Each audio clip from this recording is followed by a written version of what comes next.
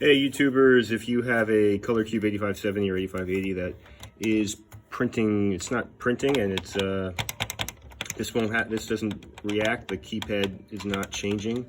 It's like really slow. I suspected it was the memory. There's memory on these printers and it had to be cleared. Maybe there's multiple ways of doing it. The way to do it on this one was step one, power off.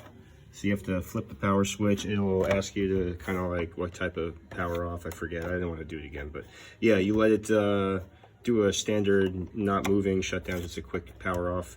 And then you're going to hold down the, nice fingernails, these two buttons at the same time, the question mark and the return. You'll hold those two down at the same time while flipping on the switch. And then you got to hold it down until it enters diagnostic mode. The diagnostic menu will show up and I'll show you what to select there. I happen to record it. So once you're into the diagnostics menu, you go to function menu. It's okay. And then you got, I did okay and cleared this one,